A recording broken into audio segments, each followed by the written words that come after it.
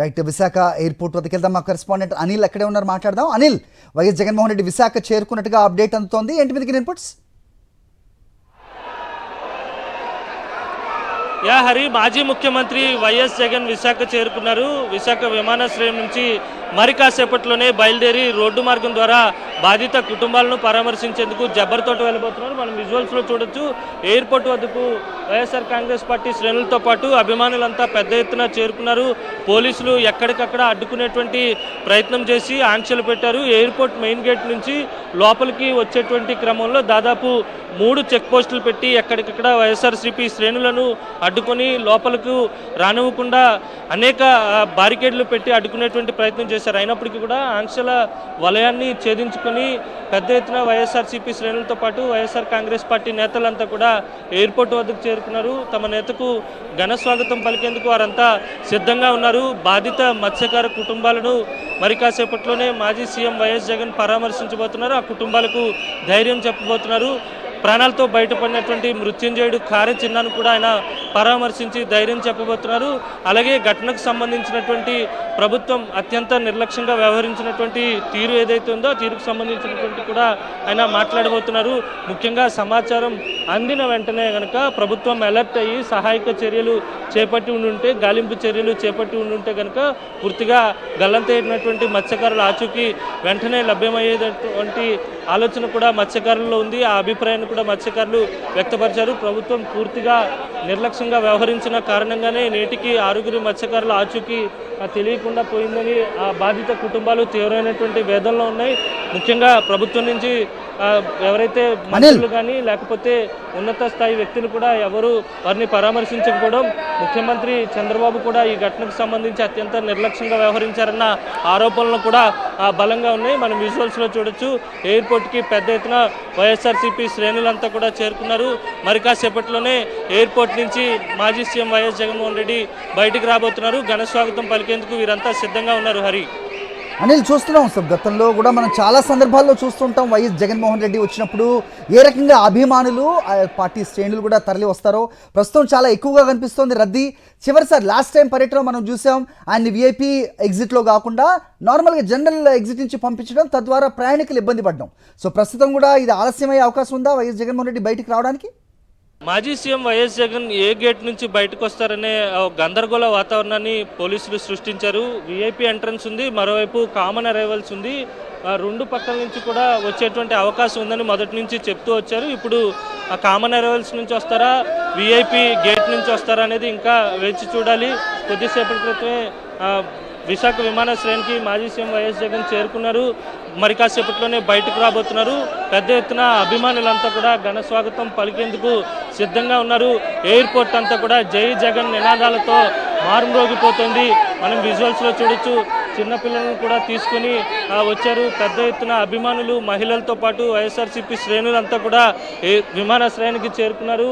తమ నేతకు ఘన స్వాగతం పలికేందుకు, అలాగే బాధిత మత్స్యకార కుటుంబాలను పరామర్శించేందుకు, ఆ కుటుంబాలలో ధైర్యం నింపేందుకు వస్తున్నటువంటి మాజీ సీఎం వైఎస్ జగన్కు సంఘీభావం తెలిపేందుకు పెద్ద ఎత్తున వైఎస్ఆర్సీపీ శ్రేణులంతా ఇక్కడ చేరుకున్నటువంటి విజువల్స్ను చూడొచ్చు. మరి కాసేపట్లోనే ఆయన బయటకు రాబోతున్నారు. వైఎస్ఆర్సీపీ కీలక నేతలతో పాటు వైఎస్ఆర్ కాంగ్రెస్ పార్టీ అభిమానులంతా కూడా పెద్ద ఎత్తున ఎయిర్పోర్ట్కి చేరుకున్నారు. మత్స్యకారుల గల్లంతు ఘటనకు సంబంధించి ప్రభుత్వం అత్యంత నిర్లక్ష్యంగా వ్యవహరించినటువంటి విషయం అందరికీ తెలిసిందే. ఎందుకంటే 4వ తేదీన మధ్యాహ్నం ప్రమాదం జరిగితే ఆ రోజు రాత్రి మత్స్యకార కుటుంబాలు సమాచారం అందించినప్పటికీ ప్రభుత్వం 5వ తేదీ ఉదయానికి కానీ సహాయక చర్యలు, గాలింపు చర్యలు ప్రారంభించకపోవడం ఫలితంగా మత్స్యకారుల ఆచూకీ నేటికి తెలియకుండా పోయిందని చెప్పి బాధిత కుటుంబాలతో పాటు పెద్ద ఎత్తున ప్రజలంతా కూడా విమర్శిస్తూ ఉన్నారు. ప్రభుత్వం వ్యవహరించినటువంటి తీరుని తీవ్రంగా తప్పుపడుతున్నటువంటి సందర్భం కనిపిస్తోంది. బాధిత కుటుంబాలను ఆదుకోవాల్సినటువంటి విషయంలో కూడా ప్రభుత్వం అత్యంత నిర్లక్ష్యంగా వ్యవహరించడంతో పాటు 10 లక్షల రూపాయలు మాత్రమే సహాయం అందించి చేతులు దులుపుకునేటువంటి ప్రయత్నం చేసింది. ప్రాణాలతో దాదాపు 12 గంటల పాటు సముద్రాన్నే ఈదినటువంటి కారె చిన్న బోటు డ్రైవర్ ఎవరైతే మృత్యుంజయుడిగా బయటపడ్డాడో ఆ చిన్నాను ఇప్పటి వరకు ఆదుకోకపోవడం పూర్తిగా మునిగిపోయినటువంటి బోటుకు సంబంధించినటువంటి సాయం చేస్తామని కూడా ప్రభుత్వం చెప్పకపోవడంతో ఇప్పటికే బాధిత మత్స్యకార కుటుంబాలన్నీ తీవ్ర వేదనలో ఉన్నాయి. ఆ కుటుంబాలన్నీ కూడా తీవ్రంగా తల్లడిల్లిపోతున్నటువంటి నేపథ్యం కనిపిస్తోంది. మొత్తంగా చూస్తే కనుక మాజీ ముఖ్యమంత్రి వైఎస్ జగన్ మరి కాసేపట్లోనే బయటకు రాబోతున్నారు. ఇక్కడి నుంచి వెళ్ళి బాధిత కుటుంబాలను పరామర్శించబోతున్నారు. ఎయిర్పోర్ట్ అంతా కూడా వైఎస్ఆర్సీపీ శ్రేణులతో నిండిపోయింది. హరి, రైట్, ఎలా చూడాలి అనిల్ అంటే ఇప్పటి వరకు జరిగిన ఈ దుర్ఘటన గల్లంతైన వారి కుటుంబాలను పరామర్శించడానికి అధికార ప్రభుత్వం దగ్గర నుంచి ఏ ఒక్క నాయకుడు కానీ ఏ ఒక్క మంత్రి కానీ ఎవరు రాని పరిస్థితుల్లో ప్రస్తుతం వైఎస్ జగన్మోహన్ రెడ్డి వస్తున్నారు. ఆయన రాకకి సంబంధించి మత్స్యకారుల వేట నిషేధ భృతిని కూడా ఇమీడియట్గా విడుదల చేస్తోంది ప్రభుత్వం. సో ఏ రకంగా చూడాల్సిన అవసరం ఉంటుంది. అలాగే ఇటు ఒరిస్సాలో 9 మంది మత్స్యకారులు ఎవరైతే ఉన్నారో వాళ్ళు ప్రాణాలతో బయటపడ్డారు, కానీ వారి బోట్లను కోల్పోయారు. వాళ్ళకు కూడా పరిహారం అందాల్సిన అవసరం ఉంది. సో వీళ్ళందరినీ కూడా అడ్రస్ చేసే అవకాశం ఉందా? సో వైఎస్ జగన్మోహన్ రెడ్డి పర్యటిస్తున్న నేపథ్యంలో ప్రభుత్వం నుంచి అది ఆశించొచ్చంటారా?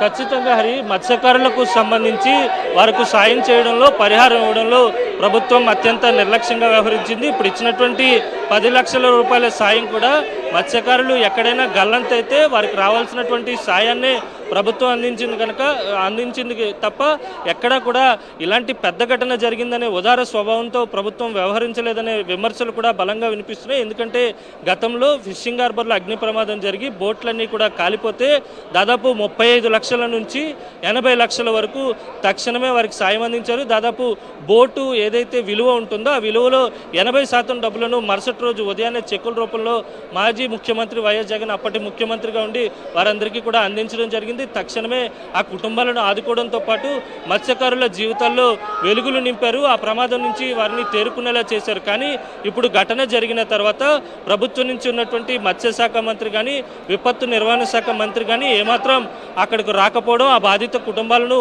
పరామర్శించకపోవడం, వారికి చేయాల్సినటువంటి సాయాన్ని కూడా అరకొరగా చేసి వదిలేయడం పట్ల సర్వత్రా విమర్శలు వ్యక్తమవుతున్నాయి. అందుకే మాజీ ముఖ్యమంత్రి వైఎస్ జగన్ కూడా మరి కాసేపట్లోనే విశాఖ చేరుకున్నారు కనుక మరి కాసేపట్లోనే బయటకు వచ్చి బాధిత కుటుంబాలను పరామర్శించబోతున్నారు. వారికి ధైర్యం చెప్పబోతున్నారు.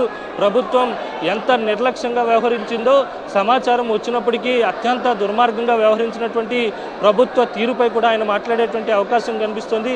మనం విజువల్స్లో చూడొచ్చు. వైఎస్ఆర్ కాంగ్రెస్ పార్టీకి సంబంధించినటువంటి మహిళా నేతలతో పాటు వైఎస్ఆర్సీపీ శ్రేణులంతా కూడా పెద్ద ఎత్తున తరలి వచ్చారు.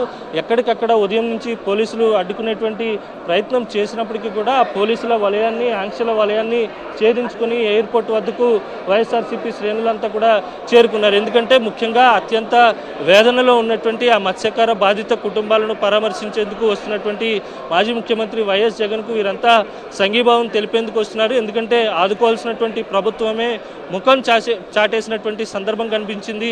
రావాల్సినటువంటి మత్స్యశాఖ మంత్రి కానీ, విపత్తు నిర్వహణ శాఖ మంత్రి కానీ, ఉప ముఖ్యమంత్రి కానీ, అలాగే ముఖ్యమంత్రి చంద్రబాబు కానీ ఈ ఘటనకు సంబంధించి అత్యంత నిర్లక్ష్యంగా వ్యవహరించారు. బాధిత కుటుంబాలను పరామర్శించడానికి కనీసం విశాఖ పర్యటనకు కూడా రాలేదని చెప్పి ఇప్పటికే మత్స్యకార కుటుంబాలన్నీ కూడా ఆవేదన చెందుతున్నాయి. భోగాపురం ప్రాంతంతో పాటు ఇటు విశాఖపట్నం ఫిషింగ్ హార్బర్లో ఉన్నటువంటి ఈ 2 ప్రాంతాల్లో విషాద ఛాయలు అలుముకున్నాయి. మరి కాసేపట్లోనే జబ్బర్తోట వెళ్ళి బాధిత కుటుంబాలను పరామర్శించబోతున్నారు. ఎవరైతే 6 మత్స్యకారులు గల్లంతయ్యారో వారి కుటుంబ నేపథ్యాన్ని చూస్తే కనుక చిన్న చిన్న పిల్లలు ఉన్నారు.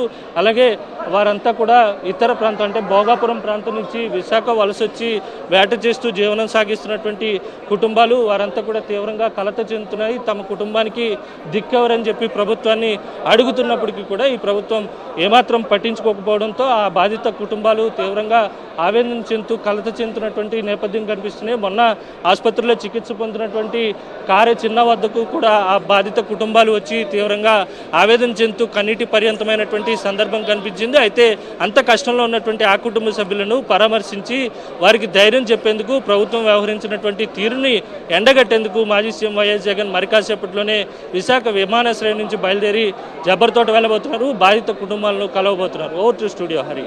ఓకే అనిల్, సో మరిన్ని అప్డేట్స్ కోసం మళ్ళీ మీ వద్ద మరిన్ని అప్డేట్స్ కోసం ఛానల్ ను సబ్స్క్రైబ్ చేయండి. నోటిఫికేషన్స్ కోసం బెల్ ఐకాన్ పై క్లిక్ చేయండి.